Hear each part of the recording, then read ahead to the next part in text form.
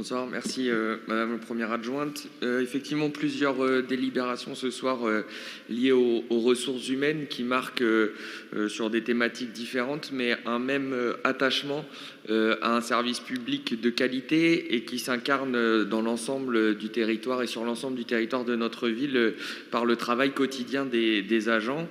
C'est évidemment la délibération sur le rapport social unique qui rapporte un peu l'état de l'art de la situation des agents de notre collectivité. C'est évidemment la délibération sur la protection sociale complémentaire qui rappelle l'engagement de longue date de notre ville pour la protection sociale de ses agents, notamment pour les agents de catégorie C qui ont les plus petites rémunérations. Et c'est évidemment le cas pour la délibération que je vais vous présenter plus en détail maintenant, qui est le plan de mobilité employeur.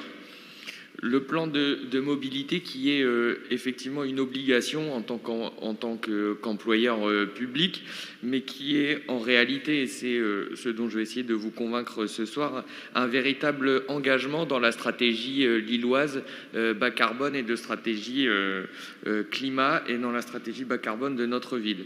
Les déplacements des agents dans notre ville, ça représente 6% du bilan d'émissions des gaz à effet de serre selon le travail que nous avons mené, ce qui, pour les spécialistes ou les profanes, représente 2200 tonnes équivalent CO2. C'est donc un sujet évidemment important auquel nous devons faire face pour atteindre nos objectifs de ville bas carbone.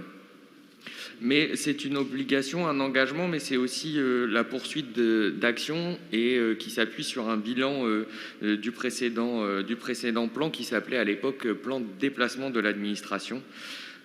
Pour rappel, quelques chiffres de ce bilan.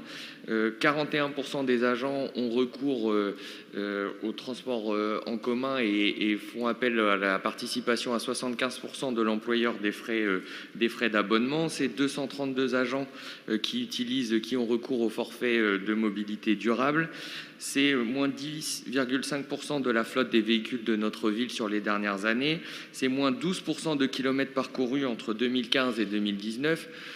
Vous remarquerez d'ailleurs qu'en toute transparence et honnêteté intellectuelle, on a gardé 2019 pour ne pas inclure 2020, même si nous aurions eu évidemment, vu l'année 2020, des résultats plus importants. Mais nous sommes joueurs, mais honnêtes, donc on s'est arrêté à 2019. Et c'est moins 23% de consommation de carburant.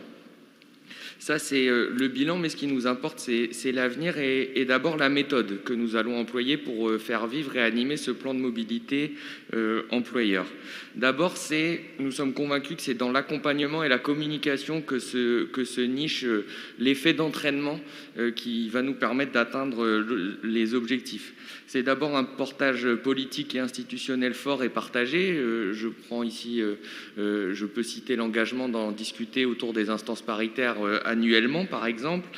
C'est le fait de réaliser une enquête auprès des agents pour bien connaître les sujets de mobilité et de connaître leurs problématiques et les trajets effectués et d'actualiser cette enquête tous les 2 ans pour nous permettre d'actualiser et d'ajuster nos plans d'action.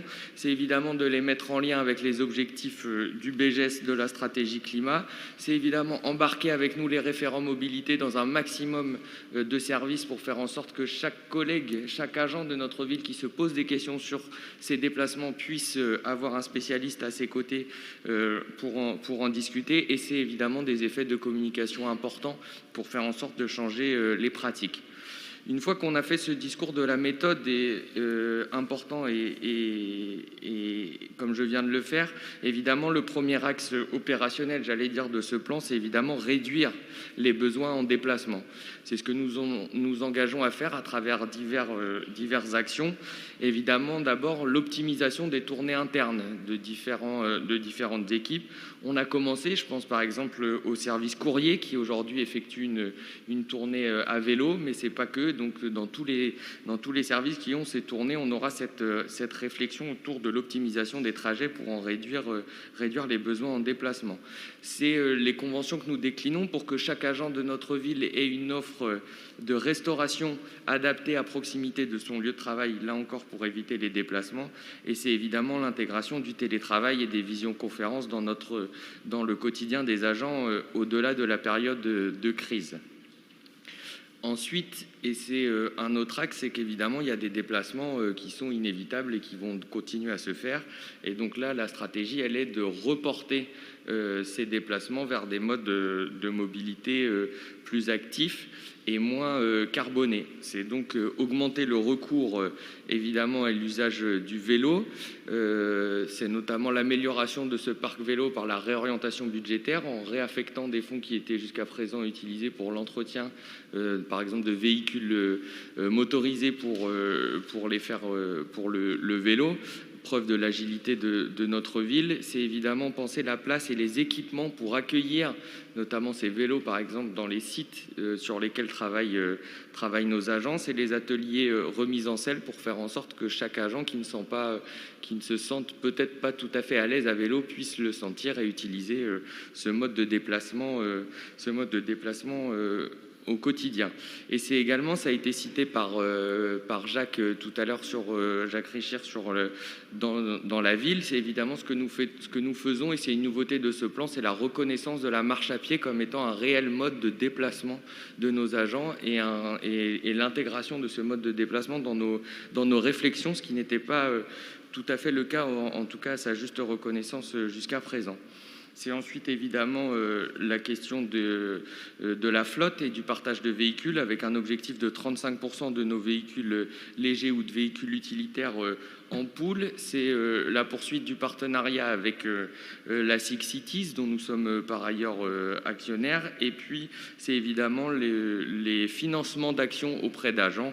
Je pense là, je les ai cités tout à l'heure, le forfait de mobilité durable ou encore la participation aux abonnements, aux frais d'abonnement de transport où je rappelle l'obligation légale est à 50%, l'engagement de la ville est aujourd'hui à 75% sur notre ville.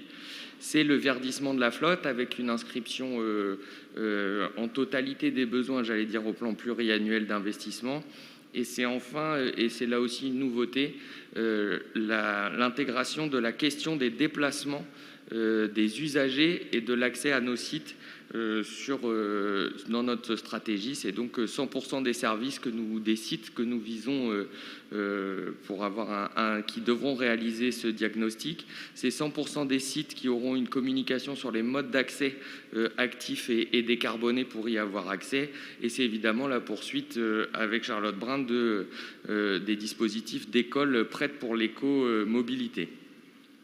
Et c'est également quand on projettera ou quand on réfléchira à des projets d'implantation de sites, 100% de ces projets seront traités sous l'angle d'accessibilité en mode bas carbone pour évidemment ne pas, pour mettre à jour nos éléments et ne pas avoir de train de retard puisque je crois que c'est la thématique de ce conseil. En conclusion et très rapidement, le plan de mobilité est donc un élément véritablement intégré de notre stratégie bas carbone. Il est évident, il faut le dire ici, que ce plan de mobilité ne prend pas en compte la totalité des actions de la ville en termes de mobilité, ni ne rend compte de l'ensemble des actions d'exemplarité de la ville en termes de stratégie bas carbone. C'est une obligation de l'employeur qui, je rappelle, donc en tant qu'employeur avec les agents avec lesquels nous avons un lien contractuel. Mais nous avons, je crois, avec ce plan, Madame la Première Adjointe, chers collègues, les moyens de notre ambition pour accompagner les changements de pratique des mobilités dans notre collectivité.